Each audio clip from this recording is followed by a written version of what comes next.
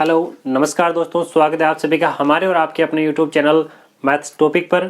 मैं आरबी लेगा आप सभी का एक बार फिर से हार्दिक स्वागत करता हूं।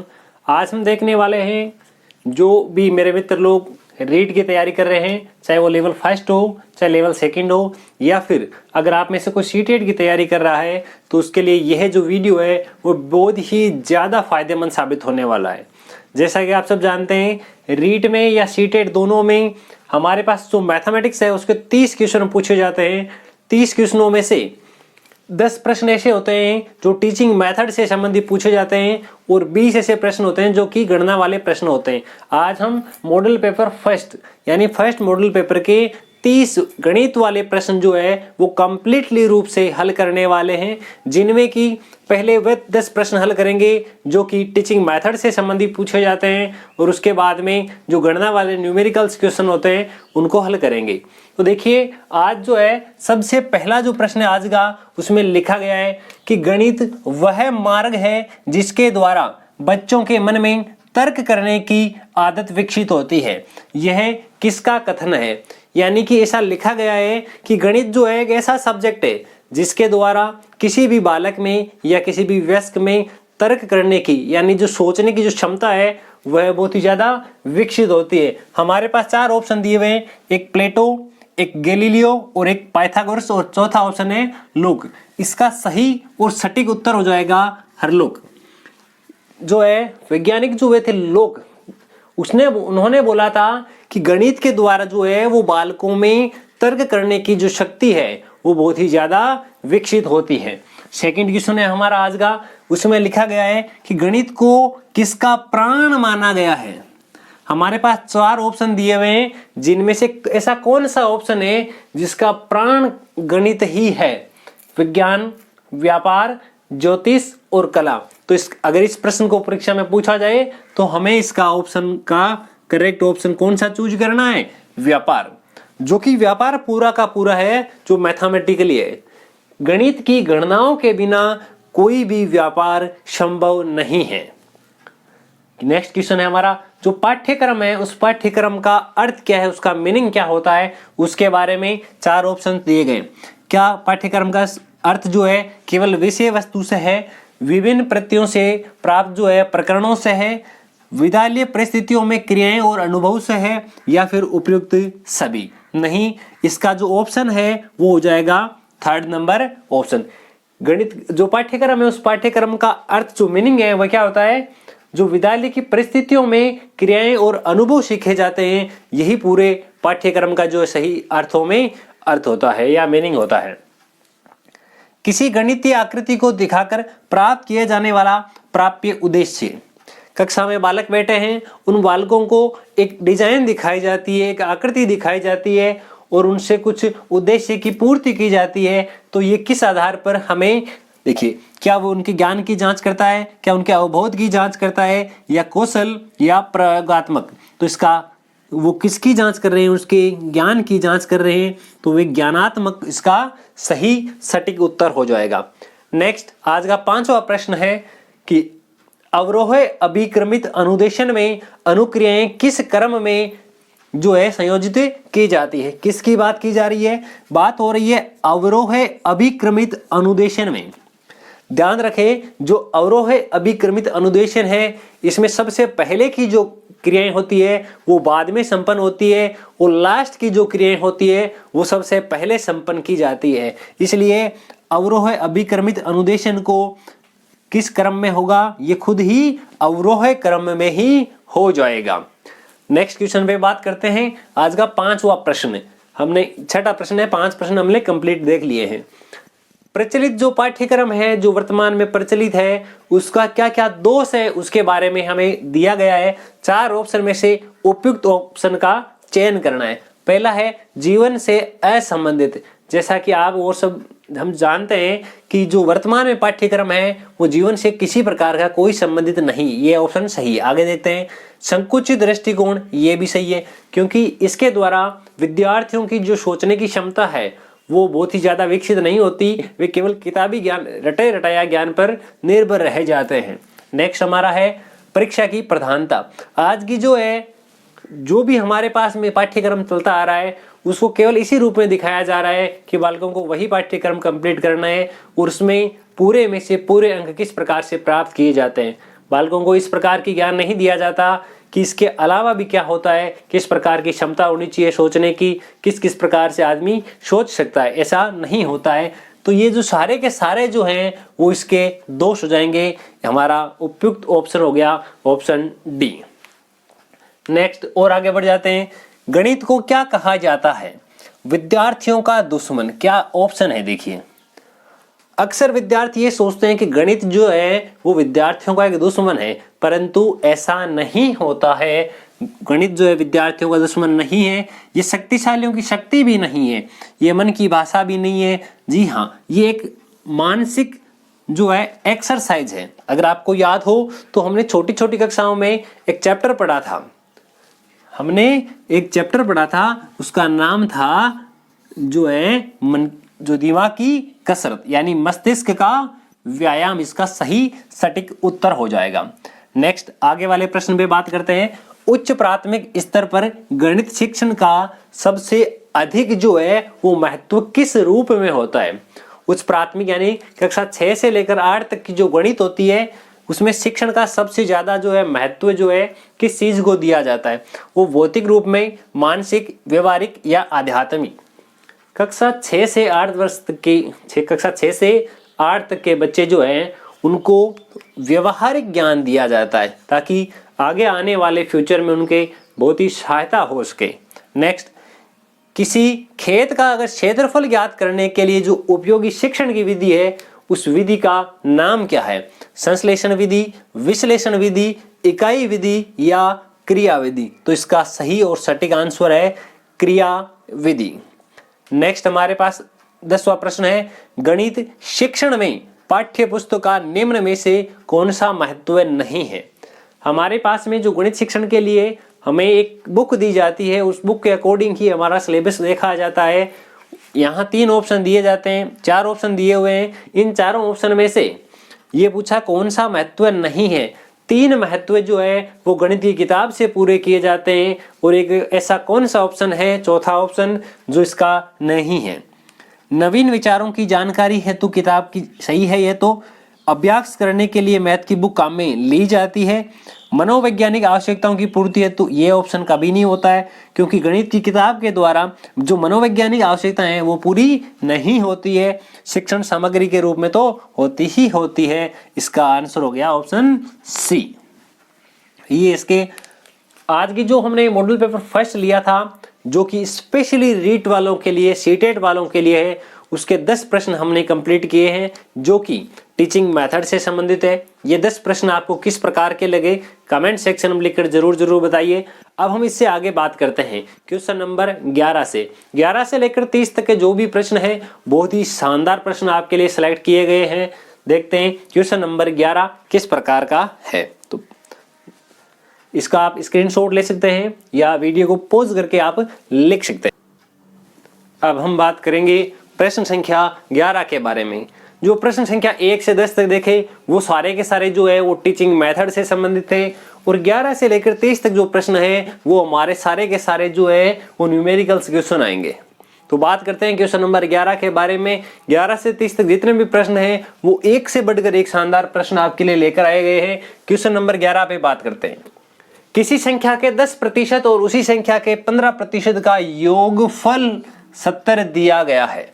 तो बात करते हैं, मैं मान लेता हूं कि वह मूल संख्या x होगी, उस संख्या का यानी गुणा का निशान और 10% ये रहा, उसी संख्या का 15% ये रहा और बोला कि दोनों को जोड़ दिया जाए यानी दोनों के बीच में प्लस का निशान लगा दिया जाए तो 70 प्राप्त होता है।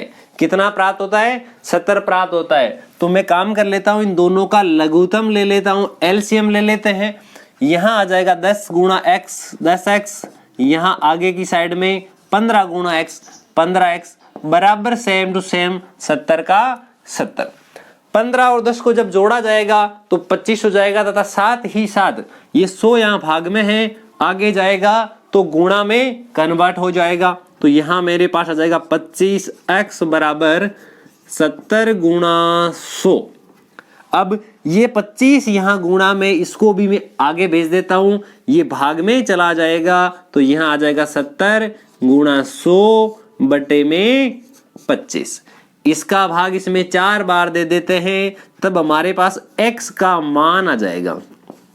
x का मान क्या आ गया? 70 गुणा 4। या तो यहीं तक रखो या फिर आप इसको बदल करके 70 गुणा 4 जो है उसकी वैल्यू लिख सकते हैं। इस प्रश्न को अगर इस प्रकार से पूछा जाता कि वह मूल संख्या बताइए, तब मूल संख्या हो जाती 280। परंतु जो भी हमारे पास 4 ऑप्शन है, ना तो उनमें मूल संख्या के बारे में बताया गया है, ना ही हमें मूल संख्या पूछी गई है। हमें पूछा है उस संख्या का 1/4। 1/4 का मतलब होता है 1/4। हमारे पास जो मूल संख्या आई है उस संख्या का 1/4 किस प्रकार से ज्ञात करेंगे? इस मूल संख्या को 1/4 से गुणा कर देंगे। या तो आप 280 को 1/4 से गुणा करो तो इसमें इसका भाग चला जाएगा 70 बार, तो हमारे पास में जो भी संख्या है वो आ गई 70। अगर आप चाहें तो इसको भी 70 गुणा 4 जो है यहाँ ऐसा लिख सकते थे, गुणा 1/4, तो 4 से 4 कट जाता तो भी उत्तर हमारे पास जो है वो सेम ही बच रहा है। दोनों कंडीशन में जो आंसर आ रहा है उसमें किसी प्रकार का कोई भी परिवर्तन नहीं दिखाई दे रहा है। तो अब हम क्या करेंगे, जो भी हमारे पास में आंसर आया उस आंसर का क्या करेंगे? देखिए ये हमारे पास आंसर आया 70, तो इस क्वेश्चन में थोड़ी सी एक जो मिसप्रिंट है, यहाँ 70 है ऑप्शन में, 71 नहीं है, तो ये जो है इसका करेक्ट और सही उत्तर हो गया। तो ये हमारा प्रश्न कंप्लीट हुआ। जो भी प्रश्न हम कर रहे हैं वो प्रश्न आपको किस प्रकार के लगते हैं नीचे कमेंट सेक्शन में लिखकर जरूर बताइएगा। आपका हर एक कमेंट हमें नया वीडियो, नई प्रकार से वीडियो बनाने के लिए मोटिवेट करता है। हमारा नेक्स्ट प्रश्न क्या है? एक आयत की लंबाई और चौड़ाई में कुछ परिवर्तन किया जा रहा है और उसके क्षेत्रफल में कितना परिवर्तन होगा, ये हमें पूछा गया है। इस प्रकार का जो प्रश्न है वो अक्सर एग्जाम में देखने को मिलता है, चाहे एग्जाम शीट के बारे में पूछा गया हो, चाहे रीट लेवल फर्स्ट हो, सेकंड हो, चाहे पटवार हो, हर प्रकार की एग्जाम में इस प्रकार का प्रश्न हमें देखने को मिलेगा कि एक आयत के लंबाई चौड़ाई में परिवर्तन हो रहा है, एक वृत्त की त्रिज्या में परिवर्तन हो रहा है। इस प्रकार के जो प्रश्न है वो हर बार पूछे जाते हैं। तो देखिए ये जो प्रश्न है इसको हल करने के लिए एक छोटा सा फॉर्मूला हमें याद रखना होता है, x plus Y plus X Y बटे 100। ये मान लो ये एकदम हमारे पास ट्रिक है, ये क्या एकदम short and sweet C trick है हमारे पास में। तो देखिए इस ट्रिक की सहायता से प्रश्न को किस प्रकार से हल करेंगे। और हाँ, जरूरी नहीं है कि हम ट्रिक से ही करें, अगर हमें ट्रिक याद नहीं है तो भी हम यही वाला प्रश्न एकदम अच्छी प्रकार से हल कर पाएंगे। हम दोनों तरीके आराम से देखने वाले हैं। पहले मैं बात करता हूं इस ट्रिक पे आधारित। बात करें x और y क्या है। x वह संख्या है कि जितने प्रतिशत लंबाई में वृद्धि की गई है, y वह संख्या है जितने प्रतिशत चौड़ाई में वृद्धि की गई है। हमें ये जो प्रश्न दिया गया है इसमें स्पष्ट बोला गया है कि लंबाई और चौड़ाई दोनों को दुगुना कर दिया। मान लिया लंबाई 5 सेंटीमीटर है, इसको 10 सेंटीमीटर कर दिया, यानी इसको 100% बढ़ा दिया। किसी का भी 100% बढ़ाना यानी उसको डबल कर देना, ठीक है। x का मान मुझे यहाँ 100 दिया गया है, चौड़ाई भी दुगुनी कर दी तो चौड़ाई यानी y का मान भी मुझे 100 दिया गया है। अब ये लंबाई गुणा चौड़ाई बटा ये 100 प्लस 100 प्लस 100 कुल मिलाकर के मेरे पास में 300 आया। जब भी हमारे पास में यहाँ वैल्यू जो है वो प्लस की प्राप्त हो तब तो वृद्धि हो रही है, और अगर वैल्यू माइनस की प्राप्त होती है तो हमें ये जो है हानि होगी। तो देखिए यहाँ वृद्धि की बात की गई है, हानि का ऑप्शन नहीं है, तो कोई प्रॉब्लम नहीं है। तो इसका उत्तर जो होगा 300% हो गया। और बात करते हैं, ये जो प्रश्न है इसके आधार पर मैं एक प्रश्न आपको और देता हूं। एक आयत है, उसकी जो लंबाई है उसको 20% जो है वो बढ़ा दिया जाता है, तथा उसकी जो चौड़ाई है उसको 30% घटा दिया जाता है। अब उसके क्षेत्रफल में क्या परिवर्तन होगा? क्या उसका क्षेत्रफल बढ़ेगा, क्या उसका क्षेत्रफल घटेगा, कितना बढ़ेगा या फिर कितना घटेगा, हमें यह बताना है। तो x की जगह मैं 20 लिख देता हूं, y की जगह मुझे 30 लिखना है। घटाया जा रहा है, घटाने का सिंबल माइनस होगा, इसलिए ये प्लस वाला जो है, आप ऐसा भी कर सकते हैं, ये वाला जो है ये माइनस हो गया। कंपल्सरी नहीं, आप दोनों चिन्ह लगाओ। हमें प्लस और माइनस को सीधा ही डायरेक्ट क्या कर देता हूं, माइनस, क्योंकि प्लस और माइनस की संक्रिया जब होगी तो डायरेक्ट माइनस हो जाएगा। x और ये y, बीच में चिन्ह प्लस का होता है, इस -30 की वजह से ये भी माइनस हो जाएगा, और बट्टे में मेरे पास 100 लिखा हुआ है, ये रहा। 3 गुणा 2 मेरे पास 6 हो जाएगा, और ये मेरे पास 30 ऑलरेडी है, और ये रहा। 20 मेरे पास प्लस का है और 36 मेरे पास माइनस का है। तो देखिए यहाँ 16 का अंतर आ रहा है, 16 बचेंगे और 16 भी मेरे पास माइनस के बचेंगे। तो इस प्रकार के प्रश्न में -16% आंसर होगा। अब हम क्या करेंगे, देखिए हमारा नेक्स्ट जो क्या है टाइप, जब भी मैंने बताया कि माइनस का आ रहा हो तो हमारे पास क्या होगी, जो प्रतिशत वृद्धि नहीं होगी, प्रतिशत में कमी होगी, और अगर प्लस के आंसर आ रहे हैं तो प्रतिशत में वृद्धि हो जाएगी। ये तो किया था मैंने इस ट्रिक की सहायता से, कोई भी प्रश्न हो इस ट्रिक की सहायता से हल हो जाएगा। अब अगर हम विदाउट ट्रिक हल करते तो क्या होता, बात करते हैं, देखिएगा। ट्रिक को हटा देता हूं, बिल्कुल ही बिना ट्रिक एकदम बच्चों वाले तरीके से हल करते हैं इसको, कुछ भी याद नहीं है। मैं मान लेता हूं कि इसकी जो लंबाई है वो है x, इसकी जो चौड़ाई है वो होगी y। बात करते हैं क्षेत्रफल की। आप जानते हैं कि आयत के क्षेत्रफल का फॉर्मूला क्या होता है, हमने छोटी छोटी कक्षाओं में बहुत सारी ऐसी बड़ी बड़ी चीजें पढ़ी थी। तो देखिए क्या है, लंबाई गुणा चौड़ाई। ये होता क्या है, ये होता है आयत का क्षेत्रफल। आयत का क्या होता है, क्षेत्रफल। लंबाई की मैं बात करूं तो लंबाई मेरे पास x है और चौड़ाई मेरे पास y है। तो मैं काम करता हूं, इसको एक बार यहीं तक रख देता हूं। ओके, ये तो मेरे पास मूल प्रश्न था, जब मेरे पास किसी प्रकार का कोई परिवर्तन नहीं किया गया। अब मैं काम करता हूं, लंबाई को दुगुना कर देता हूं। अब नया फॉर्मेट क्या होगा, देखिए ना, जो नई लंबाई हो जाएगी वो x से मिलकर के 2x हो जाएगी। जो नई चौड़ाई है वो मेरे पास में क्या हो जाएगी, ये मेरे पास y से मिलकर के 2y हो जाएगी। अब क्या हुआ, अब देखो, नई लंबाई मेरे पास, नई चौड़ाई मेरे पास, तो नया क्षेत्रफल भी तो होगा। नया क्षेत्रफल, क्षेत्रफल का फॉर्मूला यही होगा, लंबाई गुणा चौड़ाई। तो ये लंबाई और ये मेरे पास चौड़ाई, 2 गुणा 2 मेरे पास 4 हो गया। ये x और y तो एज इट इज है, इसको भी आप सीधा x y लिख सकते हैं। ये तो क्षेत्रफल इसके पास पहले था, अब ये है। अब अंतर कितने का आया, अब दोनों में अंतर जो है वो कितने का आया, बढ़ा हुआ क्षेत्रफल ये है, मूल क्षेत्रफल ये है। तो मेरे पास 3xy का अंतर आ चुका है। इतना बढ़ गया क्षेत्रफल, इतना तो बढ़ गया, बहुत अच्छी बात है। परंतु अब क्षेत्रफल का मुझे प्रतिशत पूछा है, तो देखिए प्रतिशत वृद्धि या प्रतिशत कमी किस प्रकार से ज्ञात करते हैं। तो यहां बात करता हूं मैं, प्रतिशत वृद्धि का पूछा गया है, तो प्रतिशत वृद्धि, क्योंकि ये बढ़ ही रहा है तो प्रतिशत वृद्धि ज्ञात करते हैं। वृद्धि का मतलब होगा कि ऊपर तो वह संख्या कि जितना बढ़ गया हो, ऊपर तो वृद्धि बट्टे में मूल जो प्रारंभिक हमारे पास में क्षेत्रफल था वो रखा जाएगा। प्रारंभिक क्षेत्रफल हमारे पास ये था।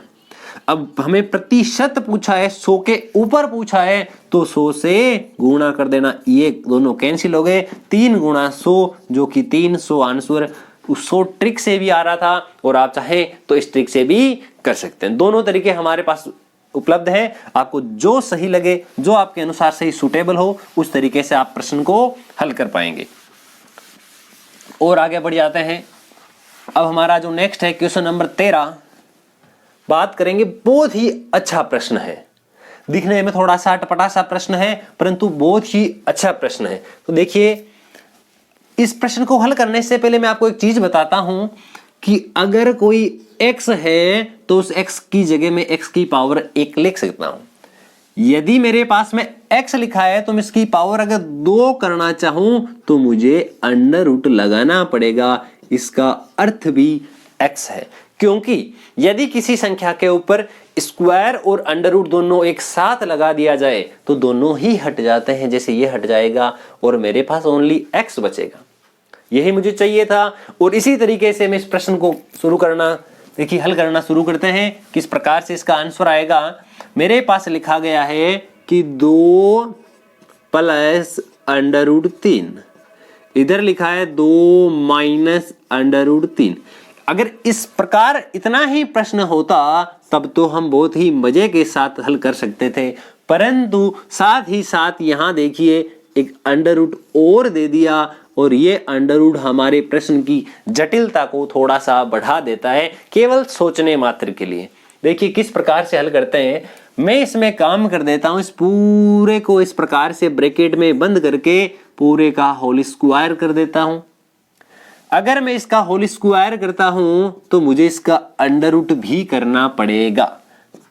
स्क्वायर और अंडर रूट दोनों लगाने के बाद कोई प्रॉब्लम नहीं। अब देखिए ये a और ये b की भांति यहाँ एक फॉर्मूला काम कर रहा है। हमने एक फॉर्मूला पढ़ा था a माइनस बी का होल स्क्वायर। पूरे तरीके से हल करेंगे हम इसको। a की जगह होता है a square plus b square minus 2ab। Formula क्या होता है a माइनस बी का whole square a square plus b square plus 2ab। आप चाहे तो इनको आगे पीछे लिख सकते हैं। ए का काम कर रहा है ये पहले वाला क्वेश्चन, इसका स्क्वायर करना है।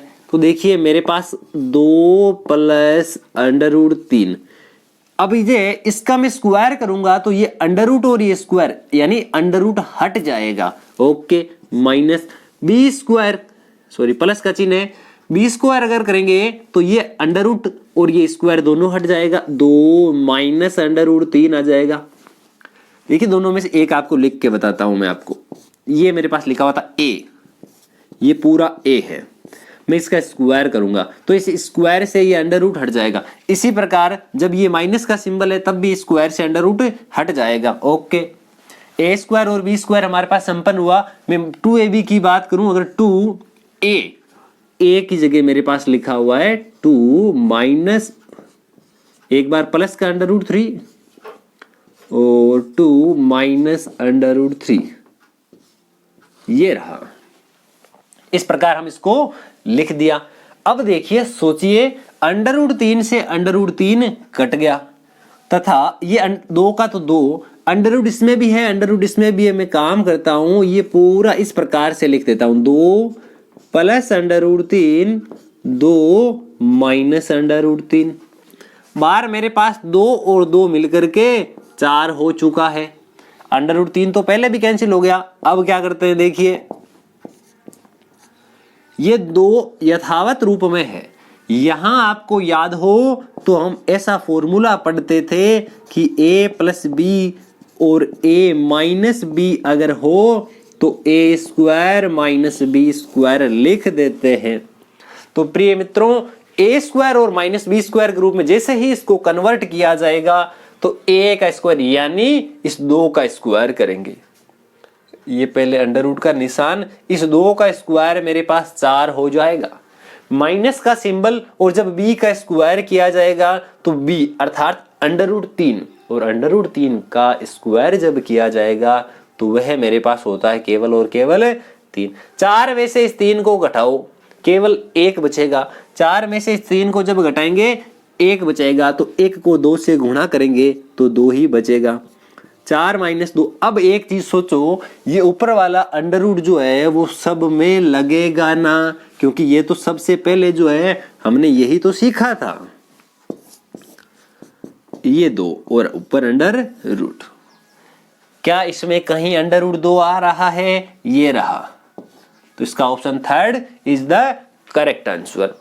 ये प्रश्न आपको किस प्रकार का लगता है? हाँ, इस प्रश्न में थोड़ा सा जो है वर्कलोड एक्स्ट्रा है, परंतु जैसे ही हम इसको पूरी सटीकता से हल करें तो प्रश्न के अंदर कोई भी प्रॉब्लम नहीं आएगी। तो आप चाहे तो इस वीडियो थोड़ा सा रिवाइंड करके इसको पुनः भी देख सकते हैं। अब हम इससे आगे वाले प्रश्न पे चर्चा करते हैं। हमारा जो क्वेश्चन नंबर 14 है वो किस प्रकार का है। देखिए ऐसा नहीं कि मैं आपको एकदम सीधे साधे सरल सरल प्रश्न भी करवा सकता था। एकदम जो प्रश्न ऐसे हैं कि कोई भी है एक नॉर्मल छोटी सी, ये अंडर रूट हटा देता मैं, केवल आपको ऊपर वाला 2 plus under root 3 2 minus under root 3 इतना ये प्रश्न दे देता। परंतु परीक्षा के अंदर इतने आसान प्रश्न नहीं आते हैं। हमें हर एक प्रकार के प्रश्न के बारे में चर्चा करनी होगी, तभी हम हमारा जो एग्जाम है वो बहुत ही अच्छे परसेंटेज के साथ में क्रैक कर पाएंगे। हम बात करते हैं आगे वाले प्रश्न के बारे में। लिखा एक ओमेगा और ओमेगा स्क्वायर, इसके घनमूल किसके हैं? ये एक के घनमूल है। ये तीनों एक के घनमूल है, तो हमें इसकी वैल्यू बतानी है। पहले इन तीनों के बारे में आपको बता देता हूं मैं। एक ओमेगा और ओमेगा स्क्वायर, इन तीनों की वैल्यू जो है वो 0 होती है। एक चीज तो ये याद रख लेना। एक चीज और याद रख लेना आप, ओमेगा के क्यूब की वैल्यू हमेशा 1 होती है। कभी भूलना मत कि 1 प्लस ओमेगा स्क्वायर की वैल्यू 0 होती है और ओमेगा क्यूब की वैल्यू 1 होती है। अगर आपको इतना पता है तो इस प्रश्न को आप कुछ ही सेकंड में हल कर पाओगे। तो देखिए 3 घात से ज्यादा घात है तो उसका पोस्टमार्टम हम कर देंगे, इलाज कर देंगे, टुकड़े कर देंगे। 1 है, 2 है, ये 4 है। जब भी ओमेगा की घात हमें 4 दिखाई देगी तो उसको मैं लिख देता हूं ओमेगा की घात 1 ओमेगा की घात 3। 3 और 1 4 हो गया। और इसकी वैल्यू हमें पता है 1 होती है। 1 को ओमेगा से गुणा करेंगे तो ओमेगा, यहां ओमेगा की घात 8 है तो मैं इसका भी पोस्टमार्टम कर देता हूं। यह ओमेगा की घात 2 ओमेगा की घात 6। अब ओमेगा की घात 6 तो है, इसका पोस्टमार्टम और कर देते हैं। या फिर आप ऐसा कर दो ओमेगा की पावर 3 ओमेगा की पावर 3। 3 3 6 6 और 2 8। इसका मान भी 1 होता है, इसका मान भी 1 होता है। 1 गुणा 1 1 ही होगा और 1 को जब ओमेगा स्क्वायर से गुणा किया जाएगा तो ओमेगा स्क्वायर। अब प्रश्न देखिए 1 प्लस ओमेगा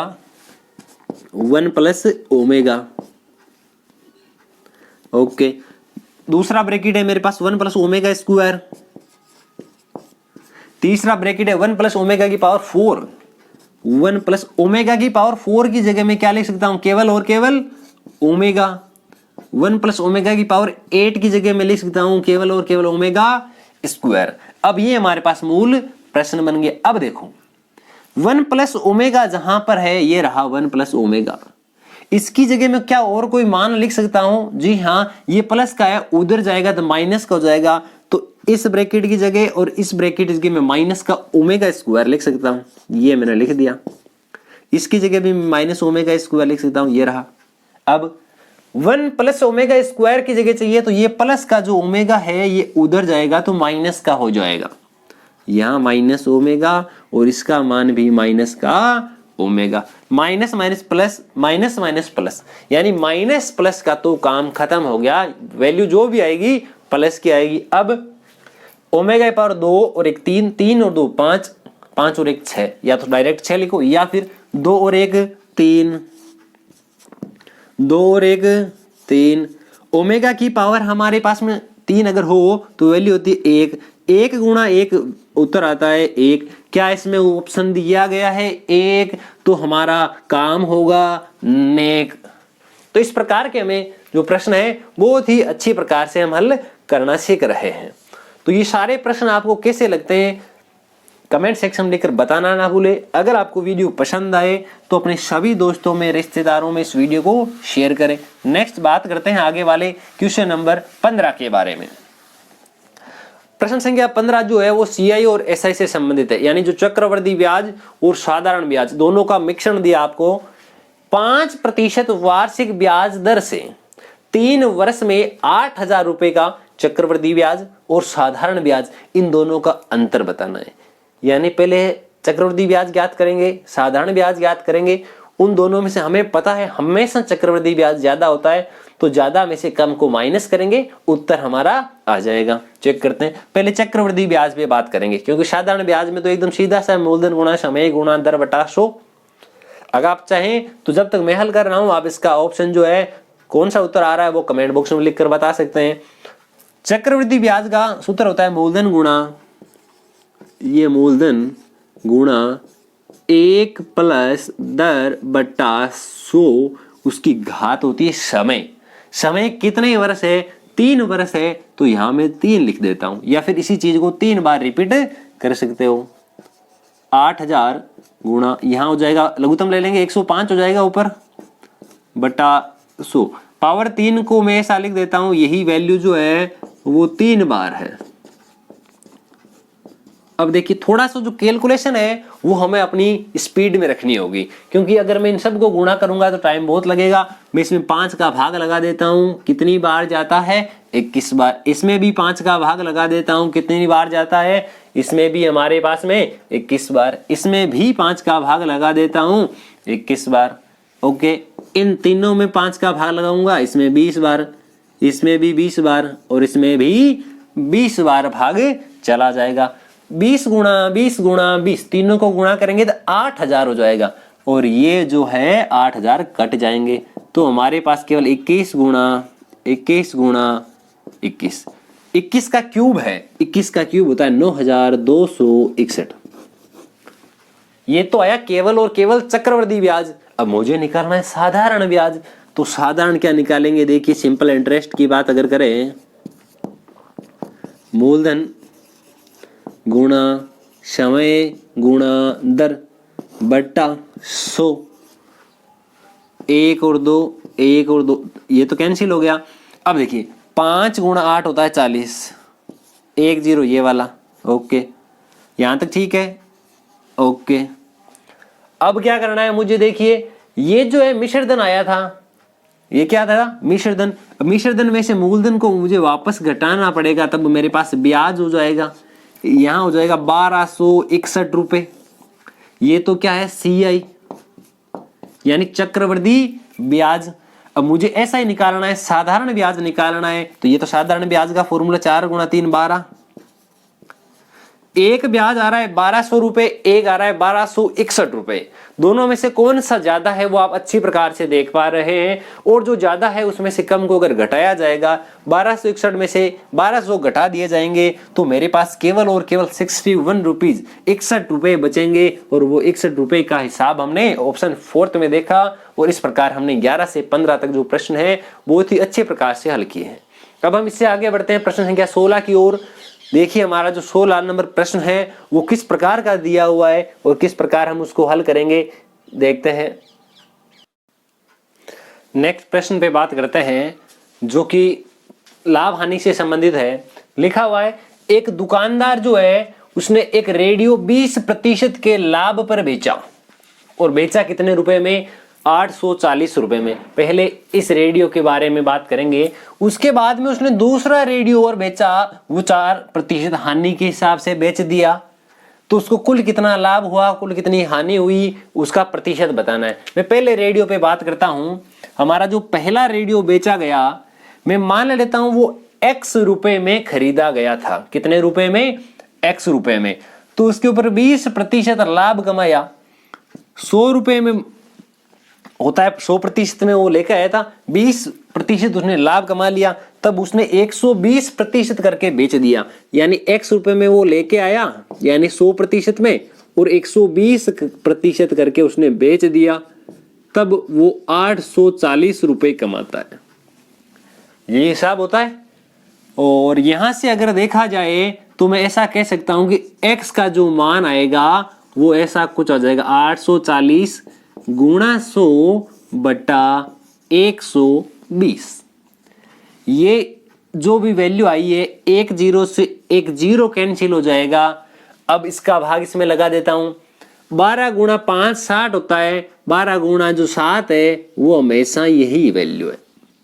7 गुणा 100 अगर किया जाएगा तो 700। 700 क्या है? ये जो है वो ये पहले वाला जो रेडियो है, क्या है? पहले वाले रेडियो का कॉस्ट प्राइस, यानी उसका क्रय मूल्य है 700 रुपए, और बेचा कितने रुपए में? 840 में। इसमें तो वो लाभ कमा रहा है। दूसरे पे बात करते हैं।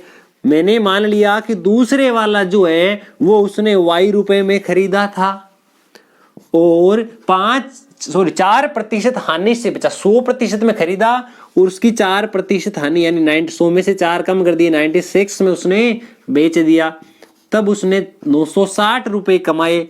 तो y का मान यहां से आ जाएगा 960 गुणा 100 बट्टे हमारे पास 96।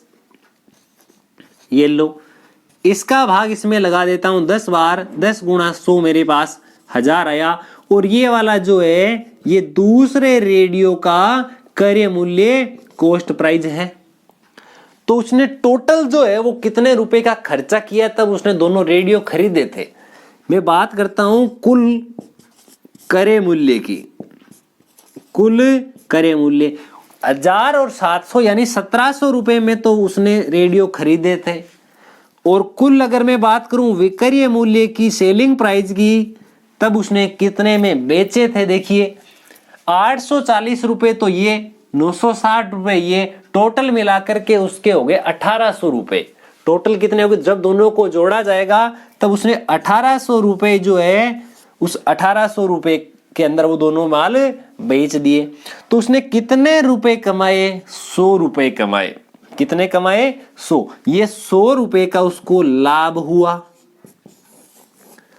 अब लाभ प्रतिशत ज्ञात करना है। अगर आपको याद हो तो लाभ प्रतिशत का फॉर्मूला होता है कि लाभ बटा क्रय मूल्य गुणा 100।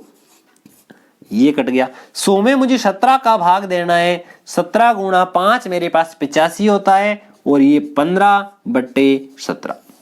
5 सही 15/17 मेरे पास उत्तर आएगा। जैसे ही मैंने ऑप्शन में देखा मेरे पास ये दोनों ऑप्शन थे। देखिए लाभ हो रहा है और यहाँ एक में लाभ है एक में हानि है, तो हानि वाला ऑप्शन हमें नहीं होगा। ऑप्शन फर्स्ट जो है वो करेक्ट हो जाएगा। 5 सही 15/17% का प्रॉफिट हुआ, लाभ कमाया उसने। आगे वाले प्रश्न पे बात करते हैं।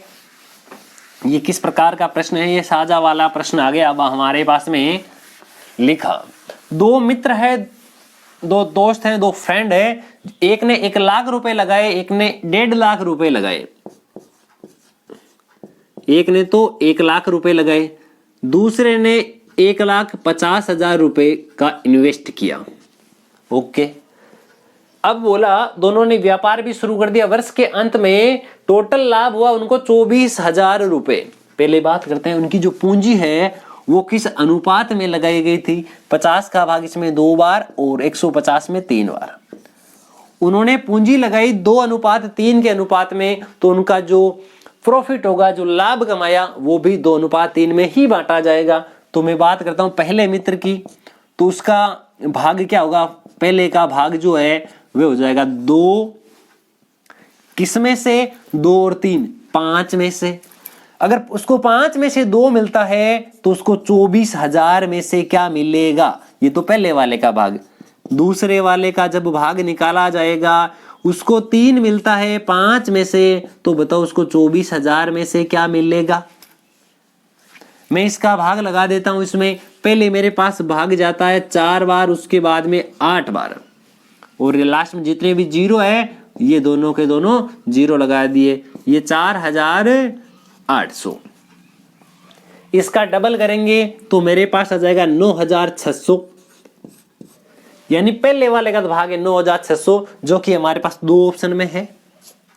दूसरा ऑप्शन ये, या तो आप इनको गुणा करो 4800 को 3 से, दूसरा ये है 24,000 में से 9,600 घटा दो, तो भी हमारे पास उत्तर जो है वो समान प्राप्त होंगे। अब देखिए हम थोड़ा सा जो आइडिया अगर लगाए हैं तो आप देखिए इस ऑप्शन में 9,600 आ रहा है, इसमें 12,000 आ रहा है, 12 और 9 23,600 आ रहा है, यानी 400 रुपए गायब हो गए। कहाँ जाएंगे? ये नहीं, तो ये ऑप्शन सीधा सा गलत हो गया। अब मैं इन दोनों को अगर गुणा करूंगा तो मुझे प्राप्त होगा 48 गुणा 3 144 होता है, और ये 0 14,400 और 9,600। ऑप्शन थर्ड जो है वो इसका सही और सटीक उत्तर होगा।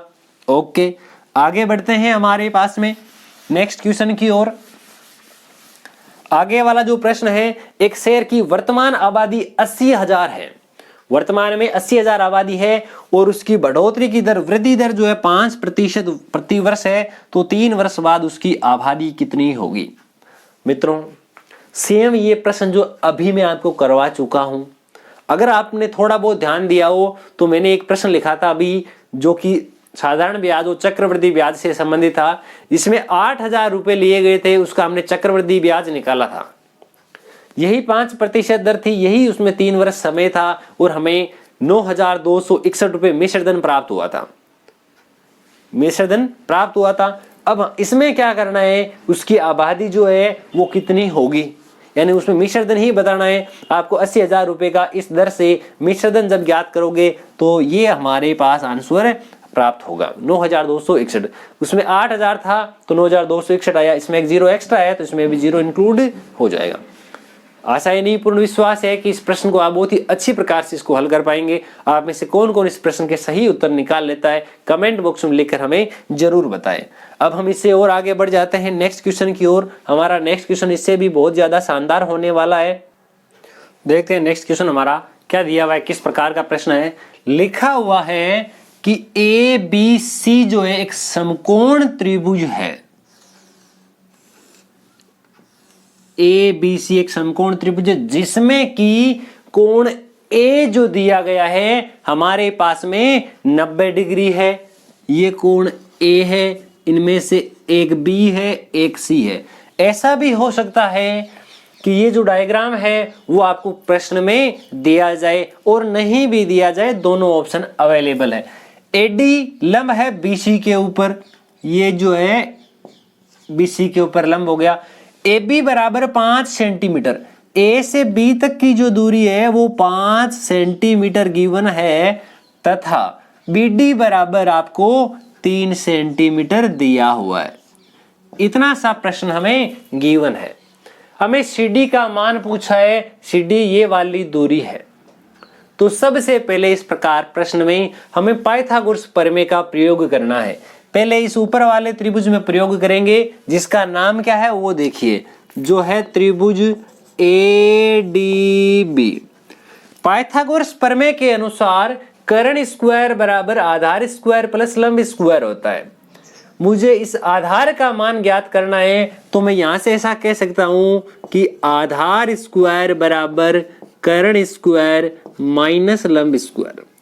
5 का स्क्वायर हमारे पास 25 होता है, 3 का स्क्वायर 9 होता है, 25 में से 9 घटाएंगे तो 16 बचेंगे AD स्क्वायर का मान। और AD का जो मान है वो √16 अर्थात 4 सेंटीमीटर प्राप्त हो जाएगा। ये रहा 4 सेंटीमीटर। जैसा कि हमने प्रीवियस वीडियो में जब बात की थी क्षेत्रमिति से संबंधित, तो मैंने आपको बताया था कि कुछ एक पाइथागोरस त्रिक जो संख्या है वो हमें याद होनी चाहिए। अगर हमें पता है 3 का स्क्वायर और 4 का स्क्वायर अगर जोड़ दिया जाए तो मुझे 5 का स्क्वायर प्राप्त होता है, तो डायरेक्टली ये प्रक्रिया किए बिना मुझे ये 4 प्राप्त हो सकता था। ठीक है, अब मैं बात करता हूं इस दूसरे वाले त्रिभुज के बारे में। ऊपर वाले त्रिभुज की बात मेरे पास कंप्लीट हुई, ADC की बात करता हूं, त्रिभुज ADC की। तो इसमें कर्ण स्क्वायर यानी कि AC स्क्वायर बराबर लंब स्क्वायर, ये रहा 4 का स्क्वायर प्लस CD स्क्वायर, ये रहा CD स्क्वायर। ओके, 4 का स्क्वायर मुझे पता है 16 होता है, मैं यहाँ 4 का स्क्वायर 16 डायरेक्टली लिख देता हूँ। ये लाइन मुझे अभी और बहुत ज्यादा काम में आने वाली है, इसको मैं हाईलाइट कर देता हूँ। और अब मैं चलता हूँ मूल त्रिभुज ABC में। त्रिभुज ABC में ABC त्रिभुज में पाइथागोरस प्रमेय लगा देता हूं, कर्ण स्क्वायर बराबर आधार स्क्वायर प्लस लंब स्क्वायर। इसमें भी मैं काम कर लेता हूं, केवल आधार स्क्वायर के बराबर ही लिखता हूं जो कि होता है कर्ण स्क्वायर माइनस लंब स्क्वायर। आधार स्क्वायर बराबर कर्ण स्क्वायर माइनस लंब स्क्वायर। AC का मान मुझे ज्ञात करना है, AC का मान मुझे ज्ञात करना है, परंतु जो BC है उस BC के 2 टुकड़े कर देता हूं, एक तो 3, दूसरा CD, ये रहा CD। ओके, इन दोनों को ब्रैकेट में बंद करके पूरे का स्क्वायर, क्योंकि ये तो BC का मान हुआ, और AB की जगह में 5 का स्क्वायर यानी कि 25 लिख देता हूं। ठीक है, ये पूरा मान जो है मुझे AC स्क्वायर के बराबर में प्राप्त होता है। किसी महानुभाव ने बोला कि ये मान भी AC स्क्वायर का है, ये मान भी AC स्क्वायर का है, तो हम दोनों का कहा मान लेते हैं और AC स्क्वायर की वैल्यू को AC स्क्वायर की वैल्यू के बराबर में रख देते हैं। तो आप चाहो तो समीकरण 1 समीकरण 2 बराबर रख देते हैं। तो यहां मैं लिख देता हूं 16 प्लस CD स्क्वायर बराबर ये वाली चीज A प्लस बी का होल स्क्वायर, A स्क्वायर 3 का स्क्वायर 9 प्लस 2AB 3 गुणा 2 यानी 6 CD प्लस B स्क्वायर यानी CD स्क्वायर माइनस के 25। ओके, CD स्क्वायर से CD स्क्वायर काट दिया गया। अब 9 और ये 25, 9 प्लस के 16, 25 माइनस के, तो मेरे पास माइनस के 16 बचेंगे जो कि इधर आएंगे तो प्लस के हो जाएंगे। 16 और 16 मेरे पास 32 हो जाएंगे। इधर बचा 6 बार CD। ओके, अब मैं लिख देता हूं CD बराबर 32/6। 32 में मुझे 6 का भाग लगाना है। क्या 6 का भाग लगाने पर पूरा पूरा भाग जाता है? जी नहीं, 6 का भाग लगाया जाए तो 5 बार जाता है। 6 गुणा 5 30 हो जाता है, 2 बचते हैं, 2/6। आप इसको 5 सही 2/6 भी लिख सकते हैं, या फिर इसमें इसका भाग लगा दिया, आप इसको 5 सही 1/3 भी लिख सकते हैं। हम देखते हैं कि हमारा कौन सा ऑप्शन जो है इनमें से मैच करता है। इनमें से कौन सा ऑप्शन मैच करता है? जी नहीं, इनमें से कोई भी मैच नहीं करता। तो और देखते हैं क्या होता है। जैसा कि अभी मैंने आपको बताया कि मेरे पास 32/6 आया, इसमें मैं 2 का भाग लगाऊं 32 में तो 16 बार जाता है, 6 में लगाऊं तो 3 बार जाता है। क्या अब मेरा ऑप्शन सही मैच कर रहा है? जी हाँ। तो देखिए हमारा जो ऑप्शन आता है, कई बार अभी जैसे मैंने लिखा 5 सही 2/3, 5 सही 1/3, मेरे मित्र लोगों का उत्तर यही आ जाता है और देखते हैं ये तो ऑप्शन इसमें है ही नहीं, तो हमने गलत कर दिया होगा। तो हम उत्तर के नजदीक होते हैं, बस लिखने का जो फॉर्मेट जो है, तरीका जो है वो अलग हो सकता है। तो ध्यान रखें, किए कराए प्रश्न को गलत ना करके आए। नेक्स्ट हमारा प्रश्न क्या है? एक वृत्ताकार और एक वर्गाकार मैदान, 2 मैदानों के बारे में बात की गई है और दोनों मैदानों का परिमाप यानी दोनों की परिधि समान है। वृत्ताकार मैदान की परिधि और वर्गाकार मैदान की परिधि दोनों की समान है। वर्गाकार मैदान का क्षेत्रफल 484 दिया हुआ है, वर्ग का क्षेत्रफल दिया हुआ है, यानी कि आपको भुजा स्क्वायर दिया गया है 484। तो हमें पता है कि 484 किसका स्क्वायर होता है? जो कि 22 का होता है। ये 22 मीटर जो है, जो वर्गाकार मैदान है उसकी भुजा आ चुकी है। अब मैं बात करता हूं वृत्ताकार मैदान की परिधि, ये होती है 2πr। वर्गाकार मैदान जो है उसकी परिधि यानी उसका जो परिमाप है वह होता है 4 गुणा भुजा। ओके, अब मुझे पता है कि मैं इसका भाग तो इसमें 2 बार लगा देता हूं। यहां 2 गुणा भुजा, भुजा अर्थात 22, पाई का मान हमें पता है 22/7 होता है और त्रिज्या यहां से है ही नहीं, निकालनी है। तो 22 से 22 कट गया, त्रिज्या बराबर 7 गुणा 2 मेरे पास 14 मीटर त्रिज्या आ चुकी है। अभी मैंने त्रिज्या निकाल ली। मुझे पूछा कि वृत्ताकार जो मैदान है उसका एरिया अर्थात उसका क्षेत्रफल क्या होगा। जो वृत्त है उसके क्षेत्रफल का फॉर्मूला होता है πr²। उसका फॉर्मूला क्या होता है? πr²। तो पाई की वैल्यू हमारे पास होती है 22/7 और त्रिज्या हमारे पास दी हुई है 14 मीटर। इसका भाग इसमें 2 बार, 14 × 2 मेरे पास 28 हो जाएगा।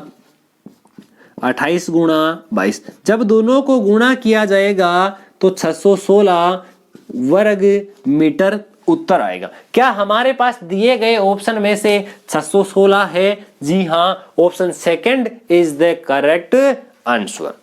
नेक्स्ट हमारा प्रश्न है कि चतुर्भुज ABCD जो है उसके विकर्ण बिंदु O पर प्रतिच्छेद करते हैं या काटते हैं, और साथ ही साथ दिया हुआ है AO/OC बराबर BO अपॉन CD। कोई भी एक चतुर्भुज बना देते हैं, जैसे कि कैसा भी एक चतुर्भुज है, नाम लिखा है ABCD है, ओके।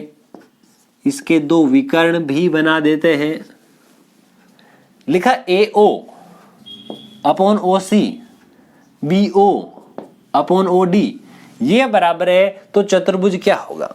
आयत का जी नहीं। कोणों के बगैर हम आयत बता ही नहीं सकते, ओके। कोणों के बगैर हम वर्ग भी नहीं बता सकते, ओके। दो चीजें हो गई। इसमें बराबर के बारे में बताया नहीं कि भुजाएं भी बराबर नहीं, विकर्ण भी बराबर है, ये भी नहीं हुआ। समांतर चतुर्भुज की बात है, अब समलंब चतुर्भुज की बात है। एक चतुर्भुज तो ऐसा है जिसमें भुजाओं का एक जोड़ा समांतर है, दूसरा इसमें दोनों ही समांतर है। यहां पर केवल इसके बारे में बताया, ये अनुपात बराबर है, तो मैं कह सकता हूं कि ये वाले जो है दोनों के दोनों, ये जो है दोनों त्रिभुज एक दूसरे के परस्पर समरूप है, क्योंकि दो समरूप त्रिभुजों की संगत भुजाओं के अनुपात जो है वो समान होते हैं। तो ये अनुपात समान हो गए। अनुपात समान होने की वजह से ये वाला कोण इस कोण के बराबर, ये वाला कोण इस कोण के बराबर, कोण सारे बराबर, ये Z बनता है। एक ये वाली लाइन इस लाइन के समांतर है। एक ही जोड़ा समांतर है, दूसरा जोड़ा समांतर नहीं है, ये ऐसे भी हो सकता था, इसलिए केवल और केवल समलंब चतुर्भुज होगा। ये घुमा फिरा कर किसी भी प्रकार से डायग्राम में बनाया जा सकता है। नेक्स्ट प्रश्न बहुत ही अच्छा प्रश्न है। अगर आपने ध्यान दिया हो, कक्षा 9 कक्षा 10 में इस प्रकार के प्रश्न पूछे जाते हैं। एक समीकरण दी हुई है हमारे पास में कि x² माइनस का bx प्लस का 1, इसके मूल जो है वो वास्तविक नहीं है। रियल अगर है ही नहीं तो कैसे है? काल्पनिक। अब मूल वास्तविक है या नहीं है, ये एक चीज पर निर्भर करते हैं, जो होता है क्या होता है, देखिए मैं आपको लिख करके पूरा डिटेल के सहित बताता हूं। विविक्त कर, या अगर आप में से कोई इंग्लिश वाला है तो उसको कहते हैं डिस्क्रिमिनेंट।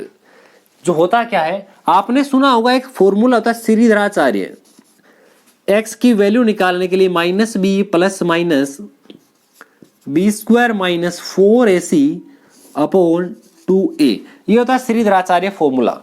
इसमें ये विविक्त कर जो है ये वाली चीज होती है, d की वैल्यू b² माइनस 4ac को d से रिप्रेजेंट करते हैं, और d की वैल्यू 3 प्रकार की होती है। यदि d की वैल्यू, यदि b² माइनस 4ac की वैल्यू छोटी है अगर 0 से, तो मूल वास्तविक नहीं बल्कि काल्पनिक होंगे। तो देखते हैं b, a और c क्या होते हैं। यहाँ पर b होता है x का गुणांक, coefficient of x, minus b का स्क्वायर करेंगे तो ये आ गया b², ये माइनस का निशान 4। a की जगह मेरे पास केवल एक ही है, लिखे तो भी ठीक है, ना लिखे तो भी नो प्रॉब्लम। c की जगह भी एक ही है, ये रहा, छोटा है 0 से। माइनस के 4 हुए, आगे जाएंगे तो प्लस के हो जाएंगे। अब मैं काम कर रहा हूं, स्क्वायर हटा देता हूं, स्क्वायर हटाएंगे तो अंडर रूट लग जाएगा, और इसका मतलब प्लस और माइनस दोनों आ गए। -2 और +2 के बीच की बात की जा रही है। क्या -2 और +2 के बीच का आंसर है? ये रहा, -2 से बड़ा और +2 से छोटा होगा इसका उत्तर। ठीक है, नेक्स्ट हम अपने क्वेश्चन पे बात करते हैं। बहुत ही अच्छा प्रश्न है, बेहद ही अच्छा प्रश्न है। लिखा 15 और 30 के, क्या पूछा? 15 और 30 के तृतीय समानुपाती की गणना करें। वाह क्या प्रश्न है। तो इस प्रकार के प्रश्न को हल करने के लिए शॉर्ट ट्रिक, a/b, b/x। यहां x जो है वह आपका होगा तृतीय समानुपाती। क्या होगा? x तृतीय समानुपाती। ठीक है, मैं काम करता हूं, b गुणा b जो है इसको इस रूप में भी लिख सकते हो, आपको ऐसे, आप में जो अच्छा लगे उस रूप में लिखो। ठीक है, b का मान, a का मान क्या है? पहला मान a का, तो a की जगह मैं लिख देता हूं कितना? 15, तो ये मैंने लिखा 15 गुणा x। b अर्थात 30 का स्क्वायर यहां लिख देता हूं 900। x अपने स्थान पर, ये 15 इधर आ जाएगा कूद करके, तो इसका भाग लगा देता हूं 15 का, इसका भाग इसमें पहले 6 और ये 0, 60 मेरे पास उत्तर आए हैं। क्या मेरे पास उत्तर सही है? जी हाँ, ऑप्शन चौथा जो है वो इसका सही और सटीक आंसर होगा। आपको ये वीडियो अच्छा लगे तो सभी दोस्तों में शेयर करें। वीडियो का हर एक प्रश्न, आपको कौन सा प्रश्न ऐसा है जो अच्छा लगता है, कमेंट बॉक्स में लिखकर जरूर बताएं। और हम अभी नेक्स्ट क्वेश्चनों पे बात करेंगे। क्या लिखा हुआ है देखते हैं। अगला प्रश्न क्या है? लिखा हुआ है कि उत्तल पंचभुज, षटभुज, सप्तभुज के बहिष्कोणों का योगफल इनमें से कौन सा होगा? तो एक बात बहुत ही ज्यादा याद रखने योग्य, गांठ बांधकर याद रखिएगा, कोई भी प्रकार का उत्तल बहुभुज हो, चाहे उसमें भुजाओं की संख्या 5 है, 25 है, 50 है, कोई दिक्कत नहीं है। उन सब के लिए एक तरीका याद रखिएगा, कोई दिक्कत नहीं, कभी भी ऐसा प्रश्न आपका गलत नहीं होगा। याद रखिएगा, एक लाइन लिखता हूं आपके लिए, किसी भी उत्तल बहुभुज, किसी भी उत्तल बहुभुज के सभी कोणों, कोण भी कौन से? बहिष्कोण की बात की जा रही है तो हम बहिष्कोण के ही बारे में ही लिखते हैं कि सभी बहिष्कोणों का योगफल, सम ऑफ एक्सटर्नल एंगल 360 डिग्री होता है, चाहे उसमें भुजाओं की संख्या कितनी भी क्यों ना दी गई हो। फिक्स है, चाहे उसमें भुजाएं 4 हो, 3 हो, 5 हो, 25 हो, 50 हो, कितनी भी क्यों ना हो, उसके बाहर जो बनने वाले सभी कोण हैं उनका योगफल 360 होता है। तो इसके लिए भी 360, इसके लिए भी 360, इसके लिए भी 360। अब 360 जो है हमें समकोण के रूप में बनाना है। इस 360 को मैं ऐसा लिख सकता हूं, 9 ये 90 समकोण हो गया गुणा 4, यानी ये 4 समकोण को इंगित करता है। ये भी 4 समकोण को इंगित करेगा, ये भी 4 समकोण को इंगित करेगा और ये भी 4 समकोण को। 10 8 6 6 8 10 ऐसा कभी नहीं होगा। इस प्रकार का जो प्रश्न है इसमें बनने वाले सभी जो है कितने भी बहुभुजों, सब के बहिष्कोण जो है उनका योगफल समान होता है, इसलिए 4 4 4 समकोण। दोस्तों मित्रों, आज की वीडियो में बस इतना ही। आज की वीडियो में मुझे इजाजत दीजिए। आपका ये आज का वीडियो शुरू से लेकर अंत तक देखने के लिए आपका बहुत बहुत धन्यवाद। यह वीडियो आपको पूरा किस प्रकार का लगता है कमेंट बॉक्स में लिखकर बताना ना भूलें। अगर आप हमारे चैनल पर नए हैं और आपने अब तक हमारे चैनल को सब्सक्राइब नहीं किया है तो प्लीज हमारे चैनल को सब्सक्राइब करें। थैंक यू, धन्यवाद।